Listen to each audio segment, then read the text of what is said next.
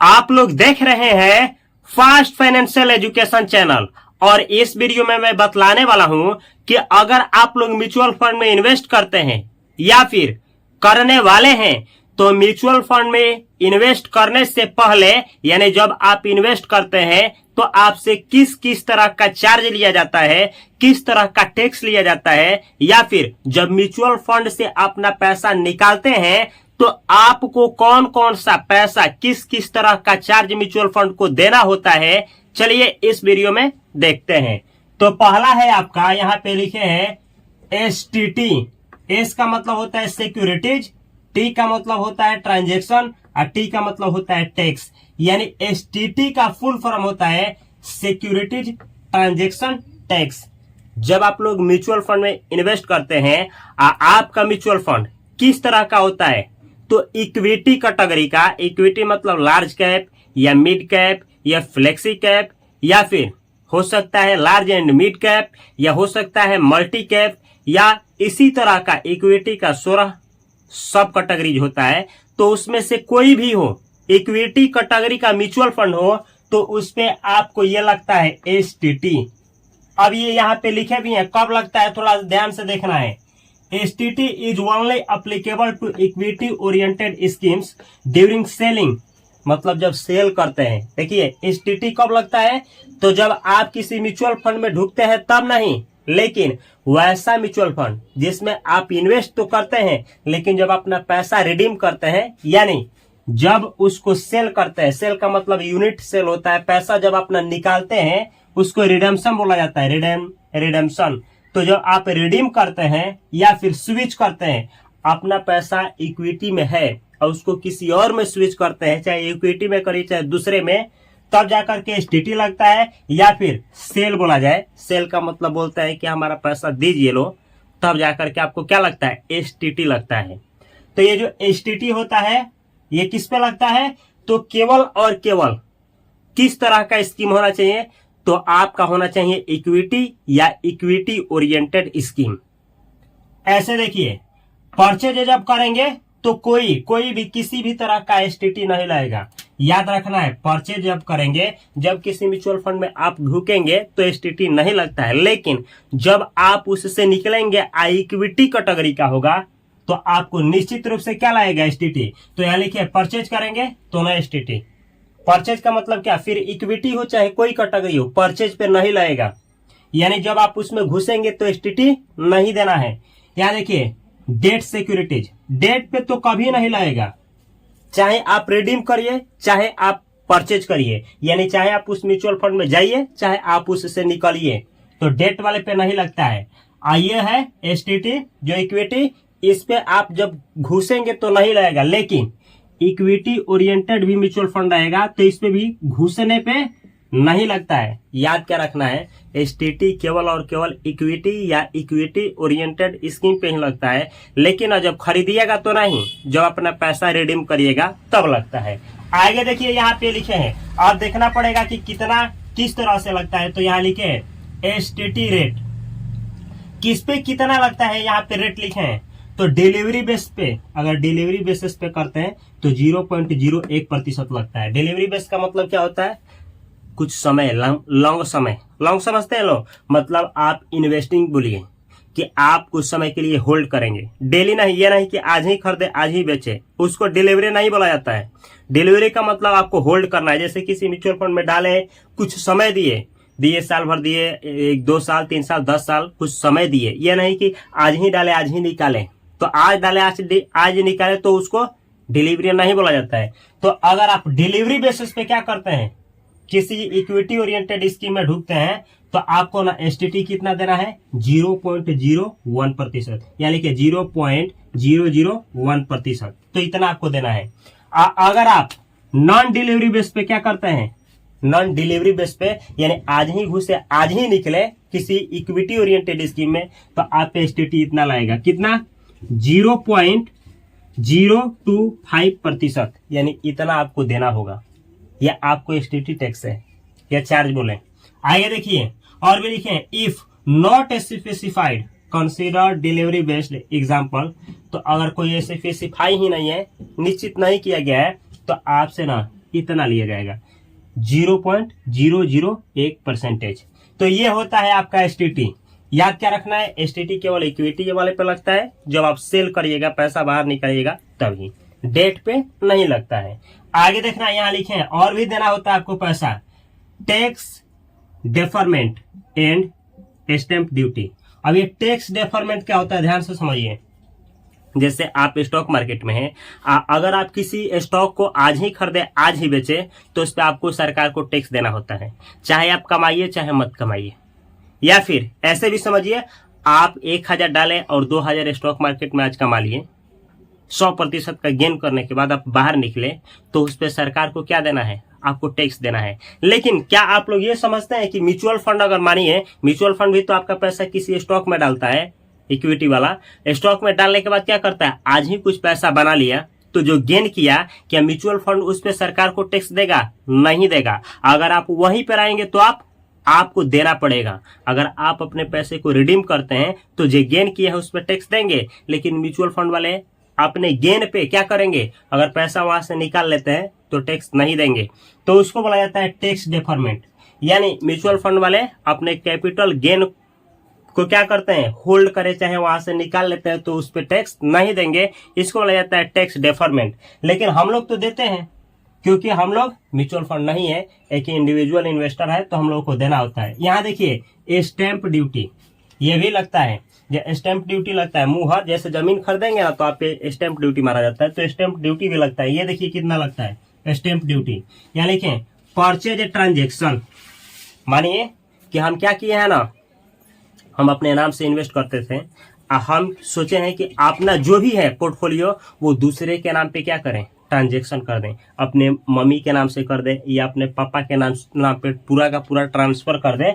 तो इस पे कितना लगता है, देखिए परचेज ट्रांजेक्शन हम कर रहे हैं ना, तो इस पे लगता है 0.005%।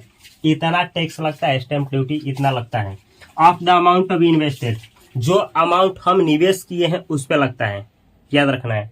आगे देखिए यहाँ लिखे हैं ट्रांसफर ट्रांजेक्शन, सॉरी यहाँ लिखे है ना, जो हम खरीदे हैं जो हम परचेज किए हैं उस पे इतना लगेगा। जैसे मानिए ऐसे समझिए, एक म्यूचुअल फंड है, उसमें 1 लाख रुपया हम लगाए, तो हम लगाए ना तो उस पे स्टैंप ड्यूटी इतना लगेगा। लेकिन अब क्या किए, वही अमाउंट हम ना आपके नाम से कर रहे हैं। अब हम सोच रहे हैं कि रोको, इसी अमाउंट को ना अपने मम्मी के नाम से कर देते हैं, तो सेम अमाउंट को अपने मम्मी के नाम पे ट्रांसफर कर रहे हैं, तो यह है ट्रांसफर ट्रांजेक्शन स्टैंप ड्यूटी। ये लगता है इतना 0.015%, यानी इतना लगता है। तो ध्यान से देखना है, ये जब आप परचेज करेंगे और सेम अमाउंट को किसी के नाम पे ट्रांसफर करना होगा तो इतना लगेगा, ठीक है। आगे देखिए यहाँ लिखे हैं टोटल एक्सपेंसेस रेशियो लिमिट्स। हर एक म्यूचुअल फंड का अलग अलग एक्सपेंस रेशियो होता है। एक्सपेंस रेशियो का मतलब होता है कि म्यूचुअल फंड वाले जो भी होते हैं ना, जो एक्टिव म्यूचुअल फंड वाले होते हैं, जिसमें फंड मैनेजर होता है, जो क्या करता है, स्टॉक मार्केट को ऑब्जर्व करता है और अच्छा स्टॉक को अपने पोर्टफोलियो में रखता है और आपको अच्छा रिटर्न बना करके देता है, तो वो लोग ना आपसे क्या करते हैं, कुछ कमीशन लेते हैं, कमीशन या कुछ बोले कमीशन लेते हैं, कुछ फीस लेते हैं। किस लिए, अपने लिए, और बहुत सारा उसमें अंदर होता है, जैसे कस्टोडियन के लिए, जैसे प्रचार करना है, एडवर्टाइज करना है उसके लिए, या फिर ट्रस्टी के लिए। तो बहुत तरह का फंक्शन होता है, उस सभी के लिए आपसे ही चार्ज लिया जाता है। उस चार्ज को ही बोला जाता है एक्सपेंस रेशियो। हर एक म्यूचुअल फंड का अलग अलग टाइप का म्यूचुअल फंड होता है। जैसे इक्विटी का होता है, इसका 11 सब कैटेगरीज होता है। ऐसे ही डेट का पढ़िएगा, डेट का जानिएगा तो डेट का 16 सब कैटेगरीज होता है। तो डेट का म्यूचुअल फंड होता है, हाइब्रिड का म्यूचुअल फंड होता है, ऐसा म्यूचुअल फंड जिसमें किसका इक्विटी और डेट दोनों का मिक्सचर हो तो हाइब्रिड बोला जाता है। इसका 6 सब कैटेगरीज होता है। ऐसे ही अदर टाइप का भी म्यूचुअल फंड होते हैं। तो ये जितने भी म्यूचुअल फंड होते हैं सभी का एक्सपेंस रेशियो अलग अलग होता है, जो आपको ही चुकाना होता है। जैसे यहाँ लिखे लिक्विड फंड हो गया, कोई इंडेक्स हो गया, ETF हो गया, स्मार्ट बीटा फंड हो गया, ये सबका देखिए कितना, तो 1% of the daily net assets of the scheme. जो भी म्यूचुअल फंड स्कीम है और उसका नेट एसेट्स है, उस पूरे नेट एसेट का 1% या इससे कम कोई भी लिक्विड फंड रहेगा तो उसका एक्सपेंस रेशियो रहेगा, या इंडेक्स का, या ईटीएफ का, या स्मार्ट बीटा फंड का। तो याद रखना है, इसमें से कोई भी म्यूचुअल फंड हो तो 1% क्या होता है, उस पूरे नेट एसेट का, वो म्यूचुअल फंड का 1% आपको एक्सपेंस रेशियो के रूप में देना होता है।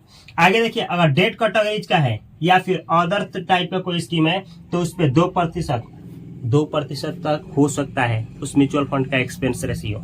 आगे देखिए, अगर इक्विटी है या इक्विटी ओरिएंटेड कोई स्कीम है, जैसे लार्ज मिड हो गया, तो दोनों का मिला करके इक्विटी ओरिएंटेड स्कीम हो गया। तो इक्विटी है प्योर या इक्विटी ओरिएंटेड स्कीम है, तो उस म्यूचुअल फंड का एक्सपेंस रेशियो कितना हो सकता है, तो ये देखिए 2.25%, यानी इससे नीचे भी हो सकता है, नीचे 1 से नीचे भी हो सकता है। किसमें, लिक्विड में, इंडेक्स में, ईटीएफ में, स्मार्ट में 1 से अधिक नहीं होगा। इसमें भी 2% से नीचे हो सकता है, 2 से अधिक नहीं होगा। इक्विटी हो, इक्विटी ओरिएंटेड हो, तो इसमें 2.25% हो सकता है, लेकिन इससे अधिक नहीं होगा, कम हो सकता है। तो अब आप सुन रहे होंगे कि इक्विटी वाला में ज्यादा एक्सपेंस रेशियो देना होता है। तो एक्सपेंस रेशियो नहीं देखना है, यहाँ पे देखना है कि किस किस तरह का आप से चार्ज लिया जाता है। इसके अलावा भी चलिए, ये तो है ही, अब ना आपको एग्जिट लोड भी देना होता है। तो थोड़ा सा एग्जिट लोड और टैक्स भी देना होता है, आपको बहुत सारी चीजें देना होता है। तो थोड़ा वीडियो थोड़ी सी लंबी होगी, लेकिन डिटेल में जानकारी रखिए, ताकि ना आपका पैसा जो है सेफ्टी के साथ और अच्छा रिटर्न के साथ क्या कर पाए, ग्रो कर पाए। तो थोड़ा सा अच्छा से एक्सप्लेन करते हैं, समझने का प्रयास करिएगा। अब कोई भी चीज जो आपको ना डाउट हो किसी भी तरह का, चाहे म्यूचुअल फंड से रिलेटेड, चाहे स्टॉक मार्केट से, तो कमेंट बॉक्स में कमेंट करना है, ताकि मैं आपका डाउट को क्लियर कर पाऊं। यहाँ देखिए, तो कोई कोई म्यूचुअल फंड आपको एग्जिट लोड लेता है, एग्जिट लोड। अभी एग्जिट लोड क्या है, एग्जिट का मतलब होता है बाहर निकलना। जैसे किसी रेलवे स्टेशन पे लिखा होगा गेट पे एग्जिट, एग्जिट मतलब वहां से निकलना है। तो मानिए कि ये म्यूचुअल फंड है, आप इसमें पैसा तो डाल दिए, लेकिन ना ऐसा भी होता है कि इसका एक समय होता है, टाइम ड्यूरेशन, एक पीरियड होता है कि 6 महीना या फिर 1 साल या फिर 365 दिन। हर एक म्यूचुअल फंड का अपना अपना होता है समय, कि अगर इतना दिन से पहले इस म्यूचुअल फंड स्कीम से अपना पैसा जो भी है निकालते हैं, तो उसका एग्जिट लोड 0.5% होगा, या 1% होगा, या 2% होगा। कहने का मतलब होता है हर एक म्यूचुअल फंड अपना अपना एग्जिट लोड अलग अलग रखता है, और टाइम ड्यूरेशन भी अलग रखता है। तो जब भी किसी म्यूचुअल फंड में ढुकिए तो देख लीजिए, ऐसा तो नहीं है ना कि आपको पैसा साल भर के ही अंदर निकालना है। अब कोई म्यूचुअल फंड बोल रहा है कि अगर 3 साल से पहले निकालते हैं तो एग्जिट लोड के रूप में हम क्या करेंगे, 2% लेंगे, फिर दिक्कत होगा आपके लिए। तो आपका जो अमाउंट रहेगा उसमें से 2% काट लिया जाएगा। फिर आप सोचेंगे कि कैसे क्या हो गया। तो ये होता है एग्जिट लोड। अब टैक्स की बात करते हैं, तो इक्विटी वाले पे कुछ ऐसा है, इक्विटी जो भी है, इक्विटी कैटेगरी का म्यूचुअल फंड जो भी है, उस पर टैक्स इस तरह से लगता है। तो उसमें एक होता है ना long term capital gain tax, capital gain tax, gain तब होता है टैक्स। ध्यान से समझिएगा, समझा देंगे। एक होता है short term capital gain tax. 2 तरह का टैक्स लगता है। अब इस पे क्या है, लॉन्ग टर्म में क्या है, शॉर्ट टर्म में क्या है, कितना पे कौन लगता है। तो देखिए, लॉन्ग टर्म वाले पे 12.5% का टैक्स लगता है, 12.5% का टैक्स लगता है, 12.5%। कैसे समझाएंगे अभी। और शॉर्ट टर्म वाले पे कितना लगता है, तो 20%। अब आप सोच रहे होंगे ना कि कब हम जानेंगे कि लॉन्ग टर्म कैपिटल गेन है हमको देना कि शॉर्ट।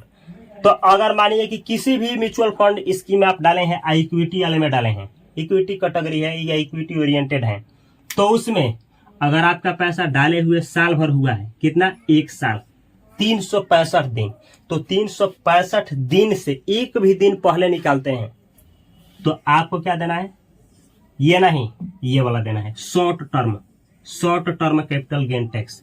यानी इसका टाइम ड्यूरेशन क्या है, 1 साल, यानी 365वां दिन भी निकालेंगे ना, 365वां दिन, तो यही लगेगा short term capital gain tax.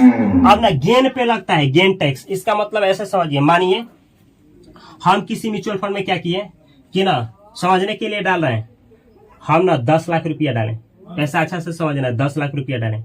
आज साल भर में ही बढ़ करके कितना हो गया, 12 लाख रुपया हो गया। तो अब आप सोच रहे होंगे कि 10 लाख हम डाले थे या 12 लाख हुआ है साल भर में। अब हम ना निकाल रहे हैं तो ये तो पता चला कि हाँ 1 साल में ही निकाल रहे हैं तो ये लगेगा, 1 साल में ये लगेगा। लेकिन आप सोच रहे होंगे कि हम कितना पे टैक्स देंगे, इस पे टैक्स देंगे कि इस पे। तो बोला गया है कैपिटल जो गेन हुआ है, गेन का मतलब डाले हैं कितना 10 लाख, बढ़ करके हुआ कितना है 12 लाख।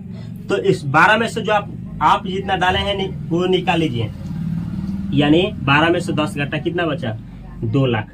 ये 2 लाख है आपका क्या चीज, कैपिटल गेन। कैपिटल गेन का मतलब जो आप अपने पैसे से कमाए हैं। अब इतना हुआ है ना तो रोकिए, अभी इतना में से भी ना सरकार बोलती है ना कि आपको एग्जेम्प्ट दे रहा है, छूट दे रहा है। कितना का छूट सरकार देती है जानते हैं, 1,25,000, 1,25,000 रुपया सरकार आपको छूट देती है। इसमें है चाहे इसमें, सरकार इतना छूट देती है, कितना 1,25,000 छूट देती है। अब ना 1,25,000 इसमें से घटा लीजिए, आपके पास कितना पैसा बचा, तो इसमें से घटाइए तो 75,000 रुपया बचा, 75,000 रुपया बचा। अब 75,000 का कितना 20% सरकार को टैक्स दीजिए, यानी 20 बटा कितना 100। अब काटिए, जब काटेंगे ऐसे तो अब बतला दिए, ये देखिए जीरो कर आइए, 7 दूनी 14 15 और 2 जीरो, यानी सरकार का टैक्स हुआ 15,000 रुपया। समझना क्या अच्छा से समझाता है आपको, ध्यान से समझिएगा। जो भी अमाउंट है जो आप इन्वेस्ट किए हैं उस पर टैक्स नहीं लगता है। जो आप रिटर्न कमाए हैं तो रिटर्न में से क्या करिए 1,25,000 हटा दीजिए। रिटर्न में से 1,25,000 हटाने के बाद जो भी पैसा बचा है, अगर साल भर से पहले आप रिडीम किए हैं तो उस पर कितना टैक्स देना है 20%। 20% निकाल करके दे दीजिए। दूसरा, मानिए कि साल भर से एक दिन अधिक हो जाता है, यानी 365 नहीं 366 दिन हो जाता है, ये लगेगा long term capital gain tax. अब आप सोच रहे होंगे कि क्या जैसे इसमें भी कैसे लगता है, उसी तरह से, यानी जो आप पैसा डाले हैं उस पर टैक्स नहीं लगेगा। जो आप कमाए हैं उस कमाई में से कितना निकाल दीजिए 1,25,000 बाहर कर दीजिए, और जो पैसा बच जाता है उस पर आप कितना टैक्स दीजिए 12.5% का टैक्स दे दीजिए। तो ये होता है चार्ज और टैक्स जो म्यूचुअल फंड में लगता है। और आपको कोई भी किसी भी तरह का डाउट है तो कमेंट बॉक्स में कमेंट करें, क्योंकि मैं आपको चाहता हूं कि जो भी आप इन्वेस्टिंग करिए जान करके और सोच और समझ करके सही डिसीजन को ले करके करिए, ताकि आप अपने गरीबी को तोड़ पाइए और आप अपने गरीबी से बाहर निकल पाइए। अगर ये चैनल आपको कुछ अच्छा वैल्यूएबल कंटेंट दे रहा है तो इस चैनल को सब्सक्राइब करके बेल आइकन की घंटी को अवश्य दबाएं। अगर आप लोग को इंग्लिश समझ में नहीं आता है तो यहाँ पे एक चैनल दे रहा है जिसका नाम है इंग्लिश बाय उपेंद्र सर, जिसमें मैं ही इंग्लिश पढ़ाता हूँ आपके ही भाषा में। इस चैनल को भी सब्सक्राइब करके बेल आइकन की घंटी को अवश्य दबा लें। और म्यूचुअल फंड और स्टॉक मार्केट के बारे में बहुत कुछ सीखना चाहते हैं तो ये चैनल सब्सक्राइब करने के बाद ही यहाँ पे एक प्ले लिस्ट दे रहे हैं, इस प्ले लिस्ट लास्ट में आएगा। इस प्लेलिस्ट में म्यूचुअल फंड को जानना है तो म्यूचुअल फंड के बारे में वीडियो देखिए, स्टॉक मार्केट के बारे में जानना है तो स्टॉक मार्केट का वीडियो देखिए। लेकिन पहले सीखिए और उसके बाद ही कहीं भी निवेश करिए। किसी के कहे हुए पे या हमारे कहे हुए पे कभी भी पैसा कहीं भी मत डालिए, सबसे पहले सीखिए। अगर आप लोग हमसे मिल करके 10th क्लास बिहार बोर्ड का तैयारी करना चाहते हैं, यहाँ पे एक चैनल दे रहे हैं fast coaching centre by Upendra sir, इस चैनल को भी सब्सक्राइब करके बेल आइकन की घंटी को दबा लें। इस पे 10th का तैयारी करिए। और जिस चैनल पे वीडियो देख रहे हैं इस पे फाइनेंस का और यहाँ जो है इस पे इंग्लिश सीखिए। मैं मिलता हूँ अगली वीडियो में, तीनों चैनल पे बने रहिए। तब तक के लिए आप सभी को बहुत सारा प्यार। Thanks for watching this video.